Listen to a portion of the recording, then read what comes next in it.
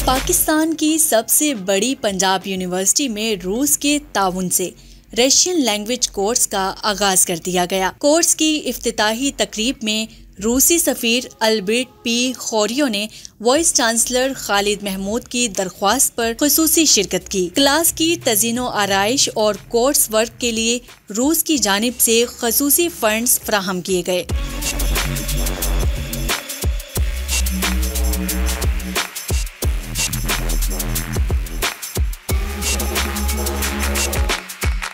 रूस के फंड में रशियन हाउस पाकिस्तान के हेड रिस्लान एम प्रोक्रो भी शामिल थे। पाकिस्तान की तरफ से principal oriental college doctor Nabila Rahman, doctor Hafiz Muqeeb भी शामिल हुए। रशियन लैंग्वेज कोर्स के लिए assistant professor Russian language doctor Katrina की खिदमात हासिल की। इससे बेशतर लाहौर प्रेस क्लब को पाकिस्तान में रशियन लैंग्वेज कोर्स कराने का सबसे पहले एजाज हासिल है, जो कि इम्तियाज साहब ने शुरू करवाया। तकरीब के मौका पर रूस के सफीर ने बताया कि पहली मर्तबा पाकिस्तान के साथ रूस के तजारती हुजम $1 अरब से जायद हो चुके हैं। हम पाकिस्तान के साथ सकाफती, तालीमी और तजारती ताल्लुकात को मजीद फ़रोग़ देने के ख्वाहां हैं।